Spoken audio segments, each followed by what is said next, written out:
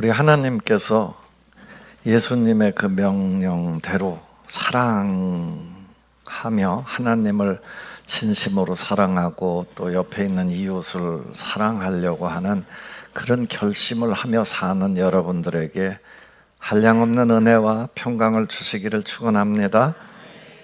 할렐루야. 그러면은 할렐루야 많이 쓰잖아요. 교회에서 할렐루야가 무슨 뜻이에요?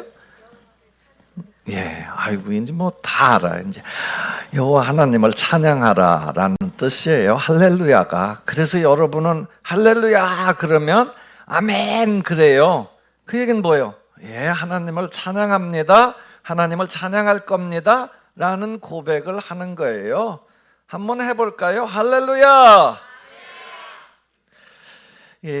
오늘 본문 말씀이 그렇게 시작을 해요. 할렐루야 그래 놓고 마지막에 가면 또 할렐루야 이렇게 나와요.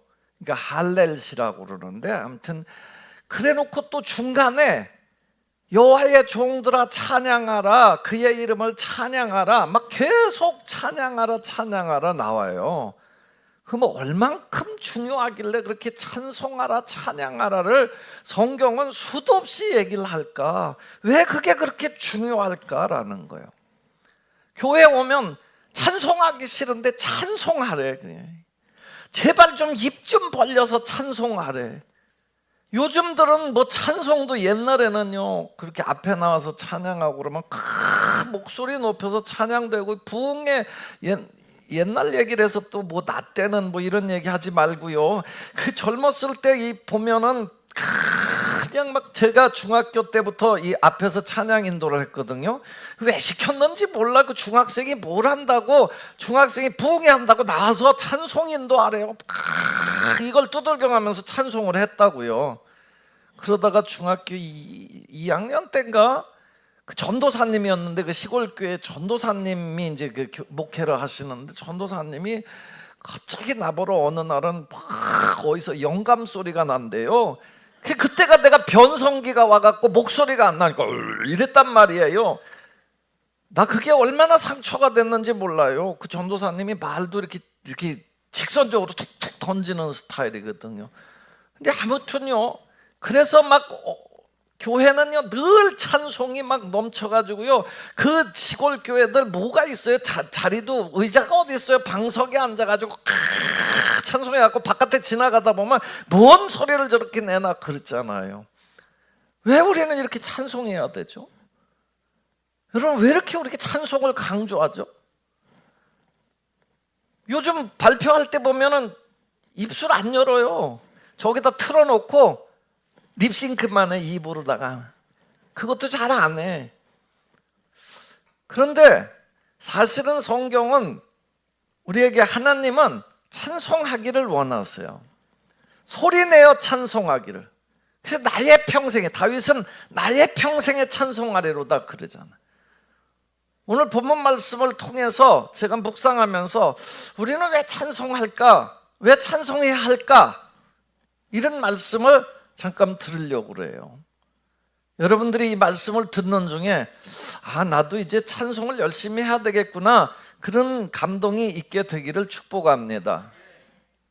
첫째는 왜 찬송하냐면 하나님이 그걸 기뻐하세요. 정말 하나님이 좋아하시는 게 찬송이에요. 왜 하나님은 그걸 그렇게 기뻐하실까? 그게 사람을 만든 목적이기 때문에 그래요. 사람에게 은혜를 한없이 베풀어 주고 정말 원하는 건 뭐냐면 하나님은 그게 고맙다고 얘기하라는 거예요. 그래서 입술을 목소리를 높여서 하나님을 찬송하라 그거예요. 신앙 요리문답이라는 게 있어요. 그러니까 교회는 늘 고백이 있죠. 고백은 뭐예요? confession. 입으로다가 자꾸 시인하는 건데 사도신경을 왜 자꾸 하는 거냐면요 고백을 자꾸 확인하는 거예요. 나는 전능하신 하나님을 믿습니다. 나는 나를 구원하신 예수님을 믿습니다. 나는 오늘도 성령이 함께 하심을 믿습니다. 이걸 자꾸 고백하는 거예요. 입으로 다 시인하는 거다라는 거예요. 입으로 시인하여 구원에 이르느니라 그러잖아요.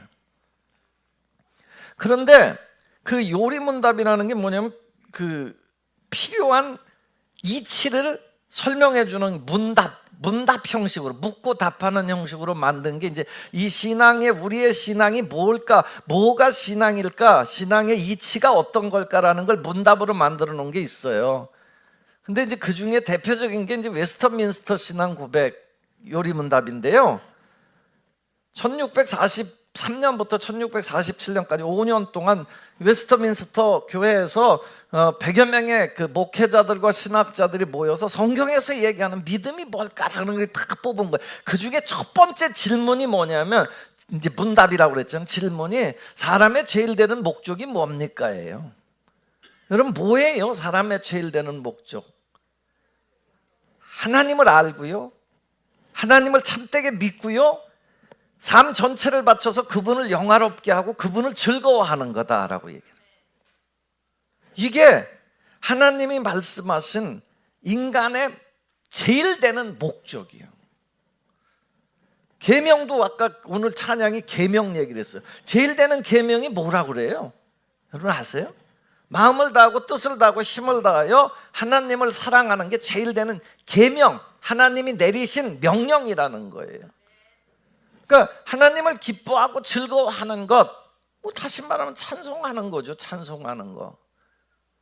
그래서 성경에는 그런 표현들이 많이 나와요. 시편 141절 말씀에도, 147편 1절에도 하나님을 찬양하는 일이 선하며 찬송하는 일이 아름답고 마땅한 일이다라고 그러죠.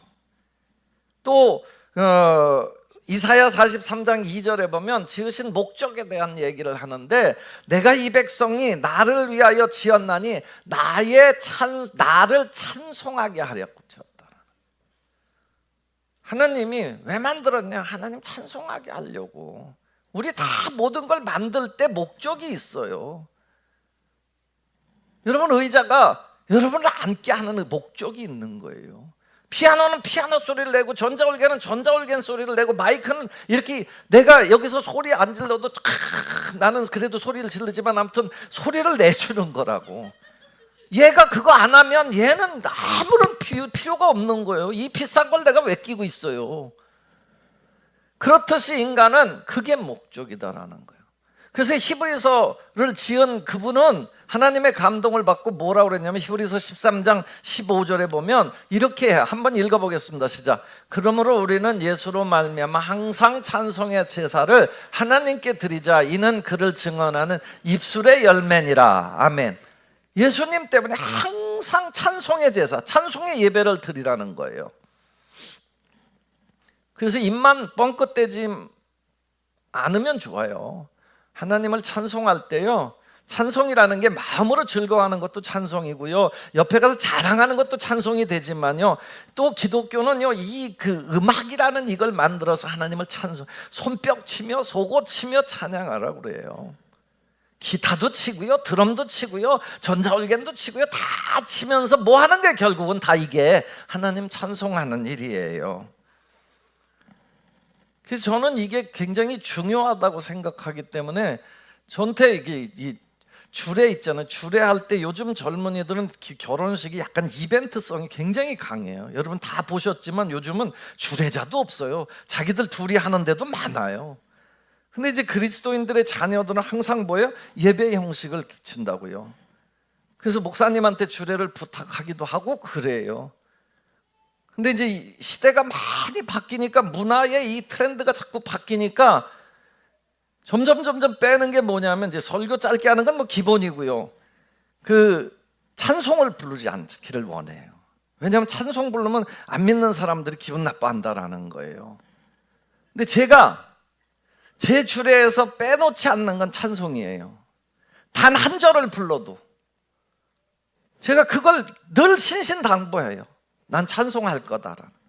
내가 예식을 진행하는 한 찬송할 거다. 왜 그럴까요?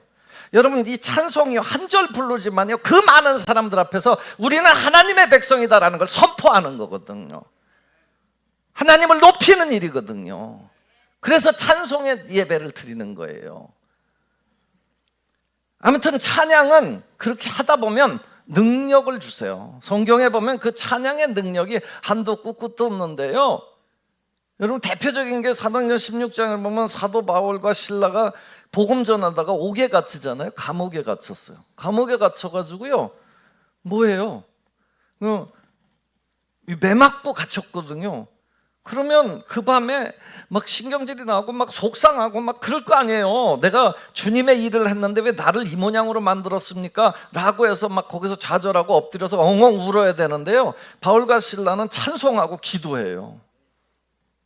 근데 이게 능력이 있는 거예요. 옥문이 열렸어요. 아니 뭐 감옥문이 어떻게 열렸을까? 잘 몰라요. 그런데 하나님께서 찬송하고 기도하니까 하나님이 열어주는데, 열어줘서 자기가 나간 게 중요한 게 아니고 그 교도소장하고 그런 사람들이요, 이 바울 앞에 와서 무릎을 꿇고, 야 내가 어떻게 하면 나도 구원받을 수 있냐, 너같이 어떻게 그런 삶을 살 수 있냐라고 얘기를 해요. 주 예수를 믿으시오. 그러면 당신과 당신 가정 다 구원받습니다. 이렇게 선포하잖아요. 찬송은요, 능력이 되는 줄로 믿습니다. 여호사밧 왕이 있어요. 성경에 보면 그 사람도 그랬어요. 그 사람도 이게 막 연합 군대가 쳐들어온 거예요. 근데 이게 이스라엘 군대 가지고는 이게 감당할 수가 없는 거예요. 워낙 많은 사람들이 쳐들어오기도 하고 이제 죽었다 그런 생각을 하다가 생각난 게 뭐야? 하나님 어떻게 해야 돼? 이럴 때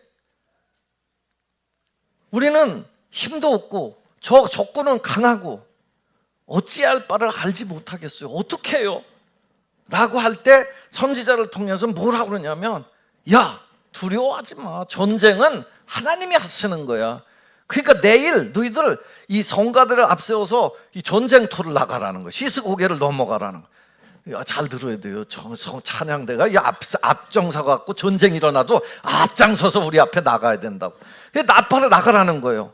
그래갖고 막 똥똥거리면서 찬송 부르면서 하나님은 위대하시고 선하시다 막 이렇게 찬송 부르면서 쫙 나가는데요, 그거에 기세에 눌려가지고요, 적군들이요 저들끼리 싸우다가 무너졌어요. 하나님의 능력의 역사인 줄로 믿습니다. 여러분, 우리가 항상 하나님을 찬양하는 일을 잘하면요, 여러분 입술이 찬송. 얼마 전에 어느 권사님이 그래요. 나한테 상담하다가 나 이것도 힘들어 죽을 지경인데 아침부터 저녁까지 막 찬송하고 그랬더니 그 모든 것들을 이겼다고 그런 얘기를 해요. 여러분, 찬송을 자기 스스로 못하면 듣기라도 하세요. 들으면서 자꾸 따라하고. 제가 하나 가르쳐 주면요, CBS 라디오 레인보우라는 게 있어요. 앱을 하나 찾으면 돼요. 레인보우라는 앱을 찾으면 거기에 24시간 찬양만 나오는 그런 저기도 있어요. 그 조이 포유라고. 이거 선전이에요. 이렇게 기독교 방송에서 나한테 상 줘야 되는데 선전인데, 아무튼 자꾸 들어보세요. 찬양을 자꾸 들으셔야 돼요. 그리고 부르시면 힘이 되고 능력이 될 줄로 믿습니다. 하나님이 이걸 그렇게 기뻐하시는 줄로 믿습니다. 왜 또 우리는 찬송해야 되냐면, 성경은 하나님의 종들아 여호와를 찬양하라 그래요. 여호와의 종들아 찬양하라 그래요. 그 여호와의 종이 누구예요? 우리예요. 우리 구원받은 사람들이 여호와의 백성인 줄로 믿습니다. 베드로전서 2장 9절에 보면 주님이 이런 얘기를 했어요. 한번 읽어보겠습니다. 시작.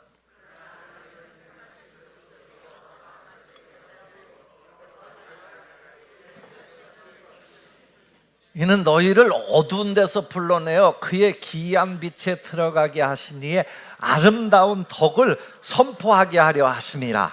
아멘. 여러분, 우리를 택하신 족속이다 그러고 너는 나의 소유된 백성이다, 너 내 백성이야, 내 자식이야 라고 하나님이 말씀하시면서 우리를 갖다가 이렇게 만든 이유가 뭐냐? 어두운 데서 불러내서 기이한 빛, 아주 놀라운 원더풀한 그런 빛의 세계로 우리를 인도하셨어요. 그래서 막 절망 중에도 반짝반짝 빛날 수 있는 거잖아요. 그런 빛으로 들어가게 하신 이의 아름다운 덕을 선전하게, 그렇게 해주신 하나님을 자꾸 선전하고 찬송하게 하려는 것이다 라는 거예요. 언제 찬양해야 돼? 이제부터 영원까지. 그죠? 2절에 보면 이제부터 영원까지 여호와를 찬송하라 그래요. 어디서 찬양해야 돼? 해 뜨는 데서부터 해 지는 데까지. 해 어디서 떠요? 저 동쪽 끝에. 해 뜨는데 아는 분, 가본 분 없어요. 어디 가면 또 넓고, 가면 또 저기, 가면 동쪽이고, 가면 동쪽이고 그런 거예요. 근데 거기서부터 해 지는 데는 가본 사람, 기껏해야 노을 정도 보는 거죠. 가면 또 그 끝도 안 보여. 그런데 그 하나님이 해 뜨는 데서부터 해 지는 데까지 여호와를 찬양하라는 거예요. 그러니까 모든 세대를 아울러서 이제부터 영원까지, 뭐 어린 생명부터 노인까지, 뭐 천국 가서도 찬송하라는 거예요. 그뿐만 아니라 그냥 해 뜨는 동쪽 나라, 뭐 여기 우리가 동쪽 나라라고 그러잖아요. 보통 이 나라부터 저 끝에 있는 그 서쪽 나라까지, 뭐 아르헨티나, 아프리카 다 찬양하라는 거예요. 우리가 왜 복음 전하는 건 줄 아세요? 복음, 하나님을 온 세상이 찬송하게 만들어야 되니까. 그래서 막 이 나라 저 나라 다 찬송하게 만들어야 되니까 돈을 그렇게 써가면서도 선교하고 전도하는 거예요. 하나님을 찬송하게 하려고, 하나님의 백성 만들어내려고. 저 옛날에 우리 구역장들 데리고 가서 그 게임도 했어요. 우리 집에 왜 왔니, 왜 왔니, 왜 왔니, 꽃 찾으러 왔단다, 왔단다, 왔단다. 누구 꽃을, 무슨 꽃을 찾으러 왔느냐, 은자꽃을 찾으러 왔. 그러면서 가위바위보 뺏어오는 그 놀이를 하면서 나는 늘 그런 생각을 했어요. 우리가 하나님 나라 백성들은요, 하나님 편으로다가 사람을 자꾸 끌어들여야 되는 거예요. 왜? 하나님 찬송하게 해야 되니까. 전도가 뭔지 아세요? 하나님 모르는 백성들이 하나님 편으로 들어와서 하나님 편이 되게 하는 거예요. 우리 하나님의 백성들인 우리는 하나님을 해 지는 데서부터, 해 뜨는 데서부터 해 지는 데까지, 이제부터 영원까지 찬송해야 될 줄로 믿습니다. 하나님은 왜 또 찬송해야 될까요? 세상에 높은 분이 하나님이기 때문에 그래요. 여러분, 오늘 본문 말씀에 보면 4절 5절에 이렇게 나와요. 한번 읽어보겠습니다. 4절 5절입니다. 시작.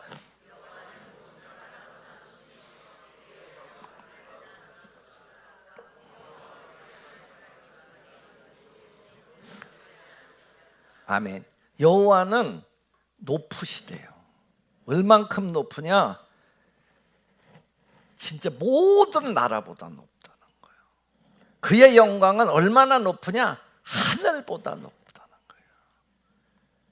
여러분, 보통 빌딩이, 여기 우리나라 저 63 월드 타워는 몇 미터나 돼요? 한 540 몇 미터 되나요? 비행기는 몇 미터 위에 떠가요? 일반적으로 내가 이렇게 비행기 타갖고 보니까 한 10km 위에서 떠가더라고요. 위성은 또 큰 꼭대기 있죠. 그런데 그 위성 있는 데 가면 끝날까요? 안 끝나요. 그래서 하나님, 나와 구별된 하나님, 아주 높이 계신 분, 인간이 상상할 수 없이 높은 분, 인간이 뭐 잘난 척하지만요, 태산이 높다 하되 뭐라고 그래요? 하늘 아래 산이다라는 거예요. 하늘 아래다라는 거예요. 높아봤자다라는 거예요. 지가 커봤자다라는 거예요. 거기가 거기라는 거죠. 그래서 성경에서 보면 하나님 앞에서 열방은, 이사야 40장 15절에 보면 열방은 통에 그 한 방울 물 같고 저울에 적은 티끌 같고 섬들은 떠오르는 먼지 같다라는. 그래서 하나님이 보실 때 17절에 보면 그 앞에는 모든 열방이 아무것도 아니라 그는 그들을 없는 것 같이, 빈 것 같이 여기시느니라. 그렇게 잘난 척하는 나라도 하나님 앞에서는 아무것도 아니다. 하나님은 빈 것처럼 보신다라는 거예요. 따지고 보면요, 하나님 앞에서 뭐 이게 뭐 얼마나 돼요? 우리 지구 자체도 작은 거예요. 빌딩 위에서 한번 보세요. 여러분, 내가 오늘 아침에 교사들한테 그런 저 아파트를 보면 무슨 생각이 나세요? 저는 옛날에 정말 젊을 때 이렇게 목회자가 됐으니까 막 생각을 많이 해야 되냐. 산 꼭대기 올라가서 이렇게 보면 인간들이, 내가 막 그때 막 고민도 되고 그러면, 야, 네가 고민해봤자 저 밑에 저 쬐끄만 개미 같은 게 고민하는 거구나, 그런 생각. 아파트가 뭐냐, 그 성냥가가 안에서 그렇게 홈닥홈닥홈닥 그렇게 기어 나왔다가 기어 들어, 이런 모습이 생각이 나는 거예요. 내가 생각해 보셨어요, 여러분? 이 철학적인 이런 생각들을 자꾸 하셔야 돼요. 그리고 보면 인간이 참 아무것도 아니구나라는 생각이 들어요. 그런데 하나님은 그 높은 곳에서요, 놀라운 게요, 성경에, 그런데 그 하나님이 나를 생각해 주신다는. 아니 이 성냥가 같은 데 사는 자그만 인간을 생각하신다라는 거예요. 성경에 그 말을 읽을 때마다 저는요, 너무너무 감동이 돼요.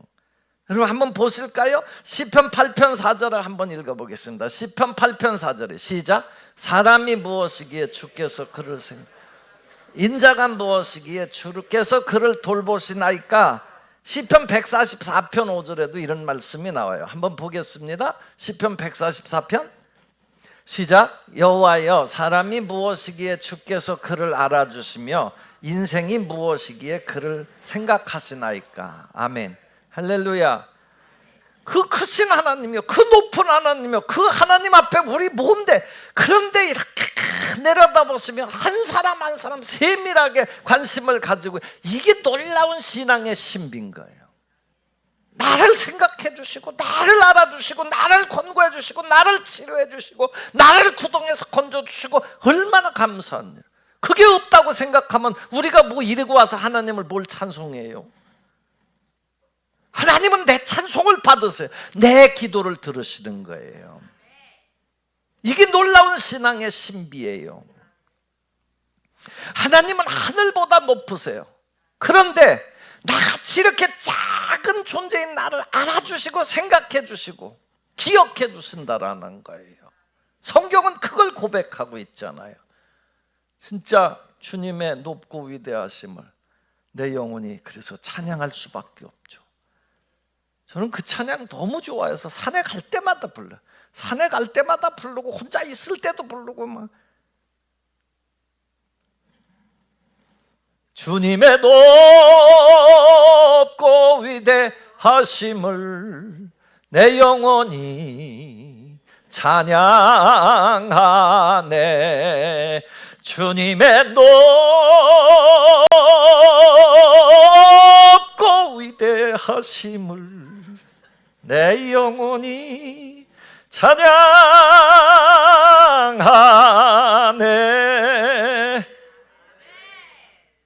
미안해요, 소리를 뻑뻑 내서. 정말 주님 높고 위대하신 그 하나님이 나를 살피시고 나를 기억하시고 내 기도를 들으시니까 얼마나 감사한지 몰라요. 이 세상의 통치자들과 비교할 수 없는 거죠. 그래서 우리는 하나님을 찬송하는 거예요.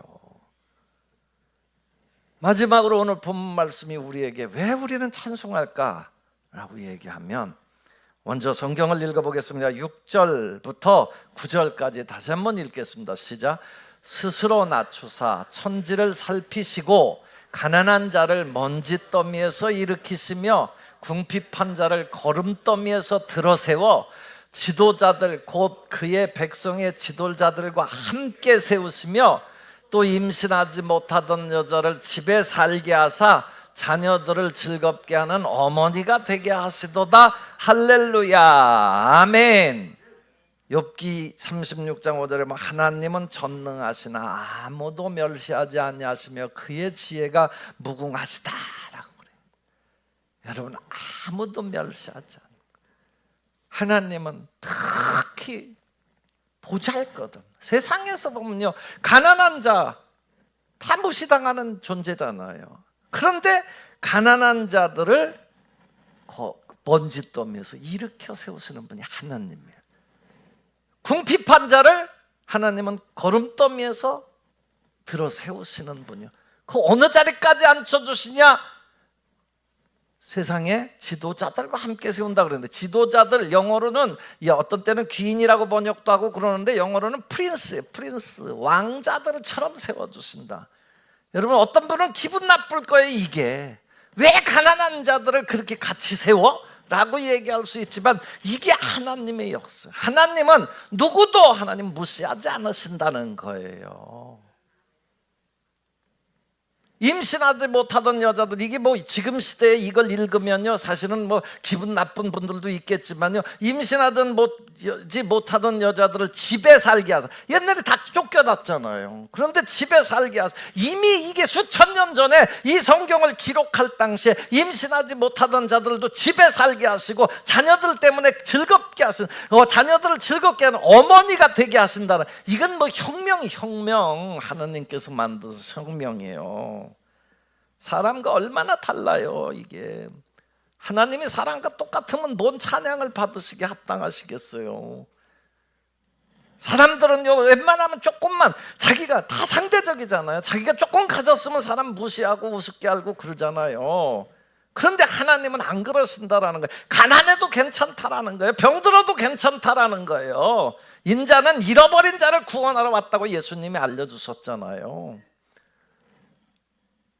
여러분, 거름더미, 먼지 더미가 다 뭐예요? 이게 비천한 상태잖아요. 비참한 상태잖아요.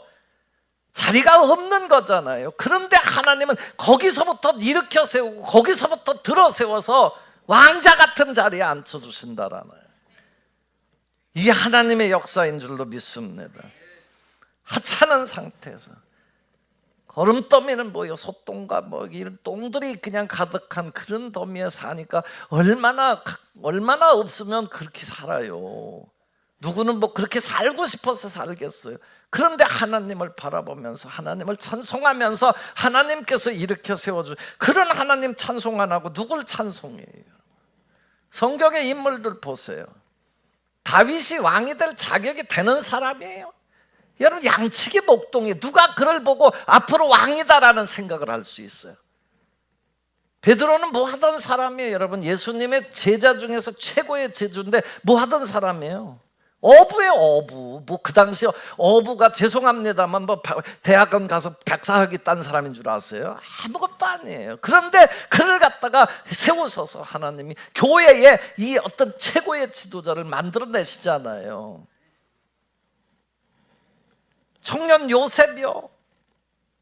여러분, 우리는 요셉이 그러면 총리가 됐다, 아유 어려워서 총리 됐다, 그건 다 아는 사실이에요. 이미 읽어서 다 알고 그러는데, 여러분, 그의 삶의 매일매일의 삶을 보시라고요.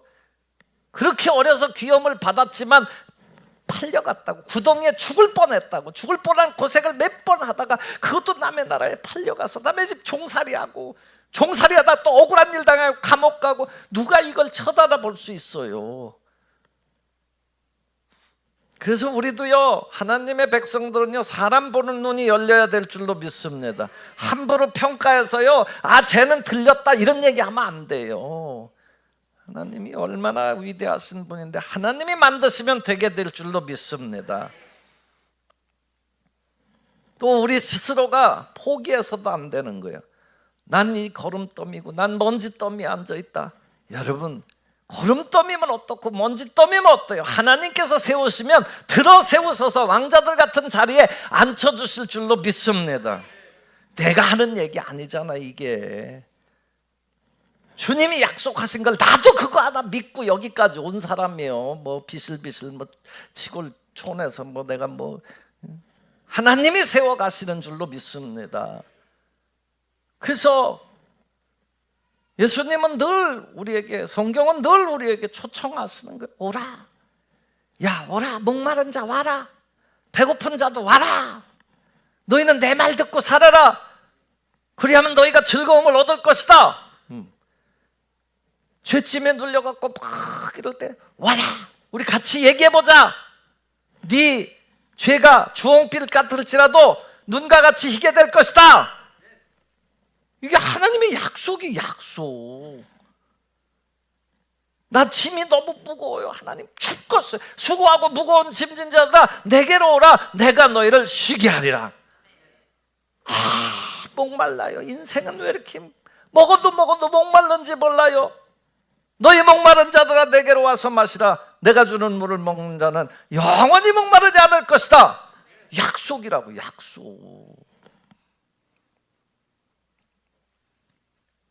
그래서 막달라 마리아 같은 사람도 사는 거예요. 여러분, 막달라 마리아는 귀신이 7개가 붙었대요. 몰라. 나는 그 귀신이 한 개 붙으면 어떤지 모르고 두 개 붙으면 어떤지는 모르지만 아무튼 성경에 기록되기를 7개의 귀신이 붙었었다고요. 근데 예수님 만나가지고요, 마지막 부활의 그 현장을 증언할 그런 사람이 됐단 말이에요. 사마리아 우물가 여인도 그랬잖아요. 뭐 있어요 그 사람이요. 한때는 잘난 척하고 뭐 이 사람도 만나보고 저 사람도 만나보고 얼굴이 꽤 이뻤나 봐요. 그러니까 아무튼 남자들이 혹 반해갖고 막 빠져서 그냥 몇 번씩 막 남자를 바꿔치기 해가면서 살았는데, 그런데 그렇게 바꿔치기 하면서 사는데 나중에 보니까 창피해 그게. 그래서 물길로 가는 것도 언제가 대낮에 딴 사람들 다 우물가에 안 오는 그 시간을 피해서 물길로 갔다고. 근데 그때 또 해필 예수님을 만난 거예요. 예수님이 또 수작 거는 줄 알았어요 처음에는. 왜냐하면 나한테 물 좀 달라고 그러니까 이 남자도 뭔가 나한테 또 그러나 보다. 손 있으면 와서 떠먹으세요 그랬어. 그 예수님이 야, 너가 지금까지 수많은 남자들을 만나봤지만 사실은 이 물 먹어야 또 목말라. 그러나 내가 주는 물을 먹으면 영원히 목마르지 않을 거야 라고. 어휴, 주님 그래요? 어떻게? 당신이 무슨 손도 없고 뭐 없는데 어떻게 먹어요? 나를 믿으라는 거예요. 그래서 네 남편 불러와 그래. 난 남편 없어요 그래. 그래 너 남편 없지. 4명 있었는데 지금 사는 것도 네 남편 아니지 라고 얘기를 하면서 깨달은 거예요. 야, 나를 속속들이 아는 분도 있구나라는. 그래서 주여 나도 그 물을 먹고 다시 목마르지 않게 해주십시오. 야, 믿어 내가 주는 물을 먹으면 영원히 목마르지 않을 거다라는 거예요. 여러분 지금도 우리는 야, 뭐지 그런 생각을 하는 분들이 있을 거예요. 여러분 예수님을 믿으세요. 붙잡으세요. 그분의 말씀에 따라 살려고 해보세요. 목마름이 해결될 줄로 믿습니다. 영원한 삶을 여러분에게 주실 줄로 믿습니다. 하나님 앞에 손에만 잡히면요, 우리가 마른 막대기도 저기 모세는 지팡이 하나 짚고 갔는데 그 애굽에서 백성들을 다 인도한다고. 그 지팡이가 뭐예요? 그까짓 게 지팡이지. 그런데 그걸 누가 사용하느냐에 따라서 이게 막 먼지를 일으키고요, 피가 되고요, 뱀이 되기도 하고요, 역사를 바꿔놓은 줄로 믿습니다. 우리에겐 소망이 있는 거예요. 주님 앞에 붙잡히기만 한 소망만 가지면요, 절망이라는 게 있을 수가 없어요. 목사님 당해보세요. 그래요? 그러면 내가 거기 당해서 거기서 주저앉는 걸 원하세요? 아니에요. 여러분 절망의 순간 누가 봐도 옆에서 봐도 저건 절망할 수밖에 없다. 그러니까 너 절망하고 죽어. 이러는 사람 아무도 없어요. 일어나라고 그러잖아요. 근데 일어날 힘이 없잖아. 누굴 잡아야 돼? 주님을 잡으면 일어나게 될 줄로 믿습니다. 우리의 과거 생활이 어떻든지 간에요, 예수님은요 우리를 불러서요 정말 놀라운 사람을 만들어 준 거예요. 여러분 로마서, 그래서 사도 바울이 외친 거예요. 로마서 8장 31절부터 33절까지의 말씀을 한번 읽어보겠습니다. 로마서 8장 31절 38절 한번 읽어보겠습니다. 시작.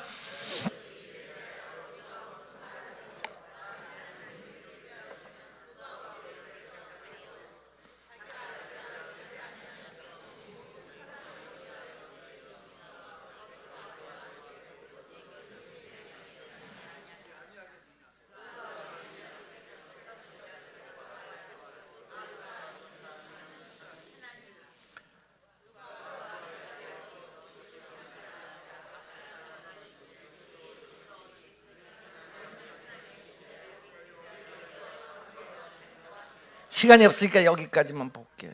여러분 거기 보면 만일 하나님이 너를 위한다면, 나를 위한다면 누가 우리를 대적하고 누가 우리를 정죄하고 누가 우리를 고발하냐라는 거예요. 누가 함부로 손가락질할 수 있냐라는 거예요. 여러분 이런 찬송을 누가 부를 수 있어요? 황제가 부러우세요? 대통령 부러우세요? 그럼 대통령 한번 해보시던지. 여러분, 이 영적으로요, 우리가 이 정말 누가 고발해, 누가 우리를 손가락질해, 하나님이 우리를 위하시는데, 하나님이 우리를 대신해서 예수님을 죽게 했는데 누가 우리를 그리스도의 사랑에서 끊겠냐라는 거예요. 그러므로 우리를 사랑하시는 이로 말미암아 우리가 넉넉히 이기느니라. 아무도 궁핍이나 환난이나 곤고나 칼이나 어떤 것도 우리를 그리스도의 사랑에서 끊을 수 없으리라. 그래서 우리는 찬송합니다. 하나님을 찬송합니다. 사랑하는 성도 여러분, 오늘도 주님 앞에 오셨어요. 여러분, 매주 이 찬송하면서요 힘차게 부르세요. 세상에 이런 복이 어디 있어요? 우리가 하나님께서 이 그 위대하신 하나님이 이렇게 내려다보고 생각해 주시고 우리를 알아주시고 여러분을 알아주신다니까요. 여러분을 살려주신다니까, 여러분을 이렇게 세워주신다니까요. 왕자처럼 만들어 주신다니까요. 이런 믿음을 가지고 어떤 절망, 걸음더미, 먼지더미에서도 일어나서서 하나님을 찬송하는 삶이 되기를 주 예수님의 이름으로 축원합니다. 기도합니다. 하나님, 오늘도 하나님께서 생명의 말씀을 우리에게 주셨습니다. 우리는 부족합니다. 우리의 지혜도 부족합니다. 다 깨달을 수는 없지만 성령께서 감동하여 주시고 평생토록 주님을 찬송하며 사는 삶이 되게 하여 주옵소서. 예수님 이름으로 기도합니다. 아멘.